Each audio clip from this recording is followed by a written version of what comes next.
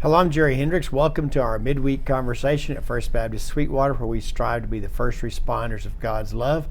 I'm here with T. Campbellton, and I'm going to have to break it to him. Christmas is over. But we're in the 12 days of Christmas now. Oh, well, okay. You've thought this thing through. You know, a lot of people think that happens before Christmas, but it doesn't. It happens after Christmas. I picked up on that just this year. Yeah. I mean, it's because I hadn't really paid that much attention to it. Right. Because the song's dumb. Well, I kind of learned it because I've been ordering so many Christmas gifts so late online that I had to have an excuse. So I just said, we're going to celebrate 12 days of Christmas. Yep, it's afterwards. So Yeah. there we go. We're still in Christmas until we're not. And so for T. Hamilton, or for maybe the Hamilton family, how does this play out for you? The 12 days of Christmas or what? Yes. Or the fact that that Christmas is behind us. Okay, we leave our lights up for quite a while. I say it's because is that out of laziness, or is that? No, it's similar to why we do the Christ candle all the way till Good Friday. Fair enough. And then it's also because it's cold. So there's that. So there's a convenience aspect, and then there's its cold aspect. I mean, there's a theological aspect. So we do that. Those stay up. The tree is down and has the ornaments taken off. We went a little different way this year. Don't know if I told you or not. We did a family Christmas tree, and all of our ornaments are pictures of families and friends. Oh, cool. Or of family and friends, not other people's families, but our family and our friends. Yeah. And so my mom actually made the ornaments, and we sent her pictures, and so they're all over the tree. Oh, great. So. And the picture of you and me where I'm dressed up a little at camp? Yes. Just so you know. So yeah, that's us. But then because we get a live Christmas tree every year, right. It goes out beside the house until bulk trash pickup day, and then they recycle it. So what do you do with these pictures and ornaments after this year? They're good ornaments. They'll be wrapped up and used next year, and each year we're going to add new ornaments to the tree. Which would mean you have new friends. Or we've done things with the current friends. Oh, okay. That's also in there. So yeah, that's what we. So much for that relational, adventurous spirit. Yeah, that's what we started this year. We don't do a lot of decorating at our house. We're very intentional with our decorating. Part of it is because we're decorating in other places like the youth room, things like that. But we're intentional. We have a Christmas tree, and now it's a family and friends Christmas tree. We have lights. We have a nativity, and that's pretty much. And we added a new part of our nativity this year, so that's pretty much what we do. That is our decorating. Well, the girls take care of it at our house, and it comes down pretty quick. No, ours will be up for a little while, except for the tree.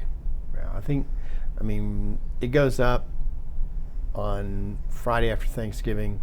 Mm-hmm. James and I are usually at a football game, right? And then we have so much stuff now that not everything's put out, I think. Anyways, I should probably verify that with the girls, but It seems like we're missing a few things. Well, this year I cheated a little bit, and I put my lights up on the house before Thanksgiving. Because of the weather? Yes, because I knew it was going to be cold, and I just called them, I think they were, is it Veterans Day in November? Yeah, they were Veterans Day lights, but I never plugged them in. Which that is early in November. Mm-hmm. I just said I was celebrating Veterans Day, but I never plugged them in, so it wasn't really. Oh, good. Then after Thanksgiving, we plug them in. I won't plug them in before that. Right. Well, so this is one of those, more exciting periods of transition for us, for the church. We get off to a really fast start. Right. I was looking at the calendar for 23, and January starts off pretty fast with, some of that is just bringing stuff back back up, but we have our chamber coffee on the first Wednesday, which is the 4th. Right. Then youth, we get back to our regular schedule on the 8th, I think, and then the youth and children start back on Wednesday night following that. So we're up and running pretty quick once it gets going. And then Summit, and the chili cook-off, which I'm excited. I don't know what I'm more excited about, whether it's Summit with Dr. Lyle speaking, because I love Dr. Lyle, or if it's letting Mike know that my chili's better than his. And I do love that we have the microphones, and he can't really say anything except to comment on Facebook. And we might even say Mike who. Yeah, exactly. Except if we did that too much, I'm afraid he wouldn't show up with his chili. know, maybe, you never know. He does some chili. He does, but I think I've got him this year. Yeah. Even though there's no prizes or bragging rights. No, there's bragging rights. No, it's not a competition, but there is bragging rights. But don't you need judges for there to be bragging rights? No, no, because I think we already have some of that going on, and we hadn't even made the chili yet. True. Speaking of Dr. Lyle, he will be here starting on the 15th for a 3-week series. He's going to be teaching from Revelation, which obviously you can't cover the entire book in, 3 days. But if anyone could, he could. Yeah, this is true. But I think it'll help set up a different framework for us, those of us who have studied it or avoided it in our past. I think it'll help us to give us a lens to look at it through. And so I'm looking forward to that and hearing what he has to say. I took a summer Greek class with him where we translated through the book of Revelation in that class, and it was really good. Bring those notes.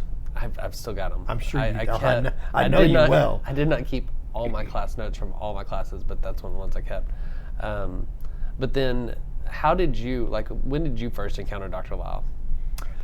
Like, what was your interaction with him and meeting him? I was going to go into that because I don't really recall. I think I was already. He came, I guess, at that period when I first started Crosspoint, maybe. Okay. So I wasn't quite at Pioneer Drive. Or I mean, I was still. I don't think I was at Pioneer Drive when he arrived. Okay. I don't remember exactly when he started there. He started. Well, we both started at Logs in the same time, and I think that was 2003. Okay, that's when I started Crosspoint in January of 2003. Yeah. But one of the things that I always found interesting about him is, as I would talk to students, I would ask who their favorite professor was, and he was hands down everyone's favorite. Oh, without a doubt. And so when you and I talk about our excitement for getting to hang out with him for 3 Sundays, that's part of it. Is that he really is. Just that relational, that he's fun, very witty, and very knowledgeable, and from really a broad perspective, not just from biblical text, which he's Greek and New Testament is his area, but also I think from the church as well. Right. And I think all professors need to be this way, but he was one of those that when you would take a class, it wasn't just about gaining a bunch of knowledge about Scripture or about what the behind the text or anything. It was about how does this apply to ministry in the church, which was what was good. That's what you want in seminary, is to teach you how to use the knowledge to minister, and he did a great job with that. And I had lunch with him. No, we had coffee here a couple of weeks ago. He had some business to take care of in Sweetwater, and we talked. And he has been teaching a class or two. At Hardin Simmons the last few semesters, but I think he's officially done. I mean, they're not going to be teaching there anymore. And that's one of the things that he said that he would miss. He knew that he would miss is just being able to interact with students and talking about those kinds of things. And another big part of his rhythm was the Greek trip to Greece? Oh, to Greece, yeah. Every year he would do a trip over there and take students through, and I never got to go on it. That started after I left, and it involves flying, so I probably wouldn't have gone anyway. True. But yeah, he's my favorite story to tell with him is I graduated from Howard Payne, went to Hardin Simmons for seminary, and at Howard Payne, Dr. Gramley, our friend also, had taught us one way to speak Greek or pronounce the words and letters. And then Dr. Lyle had a different version. There's 2 different ways to do it, and there might be others, but there's at least 2. And I walked in, finding out I was a GA for this new professor. We're both new, and I walk in, I'm sitting out in the outer room, and he's in his office talking to someone. I don't remember who it was, but someone said something in Greek, and he said, "Oh, my new GA apparently speaks that way also. He speaks it wrong too." And I was like, I haven't even got to meet the guy yet, and he already doesn't like me, so that's great. It's a great start. And I was like, so I decided right then and there, all right, let's see if I'm about to get fired before I get the job. And I walked in, I was like, "Hey, I'm Zeke, your new GA." And he didn't miss a beat. He just kept on going, and but a great mentor to me during ministry and academics. So. Well, and that was a solid group of GAs at that time, too. It was, yeah. And some good friends. You guys are great friends and are doing good work together, or doing good work in ministry. So it's fun to look back on that era, that Right. particular era. It was a really neat time in the school. The golden era. Yeah, it was the golden era. So, well, all following eras were compared to that one. True. True. At least by those in that circle. Exactly. I've got lots of great stories I'll tell one day, but Yeah. he was in charge of chapel also. So that tells you his heart also. He was in charge of chapel as part of it, which meant he did the spiritual, theological stuff, and I helped set up the meal and get it ready. Right. So, but yeah, it was great times. Well, good. Yeah. Well, so before we get started with him, we have worship together on New Year's Day. And on New Year's Day, we'll have worship only, no Bible study hour. Then we'll resume our schedule the following Sunday. And so a part of the rhythm for this on the Christian calendar is Epiphany. And we don't talk about it a lot. And I've just started reading some today and trying to get ready for that. But it's an interesting period. And it actually occurs on the 6th, right? Did we say the And then 6th of 8th, January? Yeah. 6th was the Yeah. baptism, and then the 8th was, or maybe the 8th is baptism of Jesus. I think the 8th is the baptism of Jesus. So something was the 6th. It's the appearance of the Magi.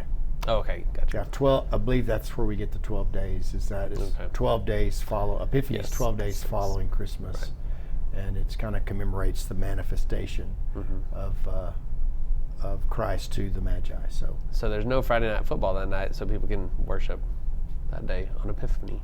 Sure. I think it'd be good.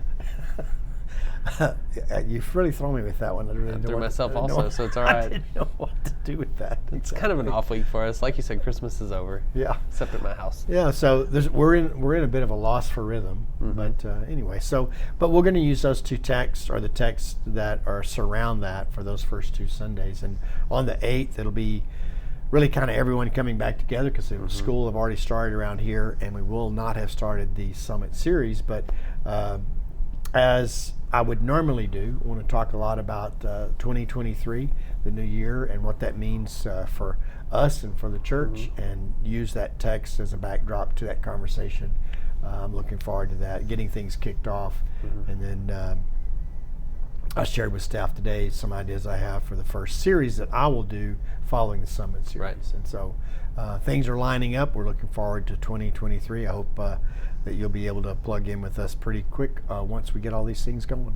That series you're talking about came, part of the inspiration came from a book. Is that one that you're far enough in that you would recommend, or are you waiting to see if you want to recommend it? I'm waiting to do that, but I will at some point. If I'm pretty sure that's the direction I'm going to go. It was a book that was given to me during my sabbatical on one of my visits, and I picked it up last week to start, not intentionally, not thinking at the time that it would be something that I would use for a series, but as I got to reading into it and the premise behind it, it really started making sense. Right. It's by Leonard Sweet, and it talks about 11 indispensable relationships. So February, I don't know if you knew this, but it's a good month to talk about relationships. Apparently. Yeah.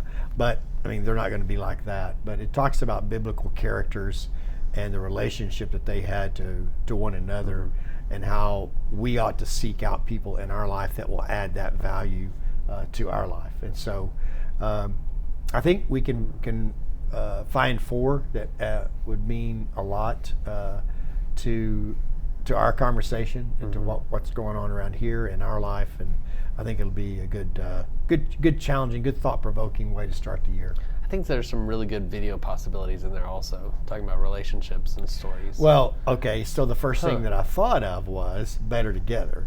Oh, yeah, yeah. We did that.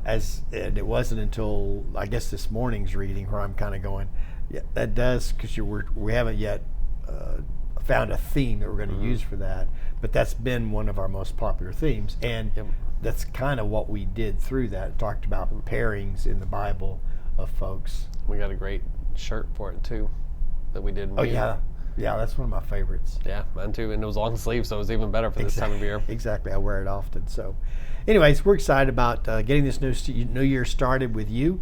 This Advent season has been really good and real positive, even with a lot of illness and which kind of affects leadership and attendance and so forth. But it's been real real positive, looking forward to 2023 and seeing what is in store for each of us and for our church. So I hope that you'll join us on those Sundays as we get started back. It's 10:30 for worship, and we look forward to seeing you. See you then.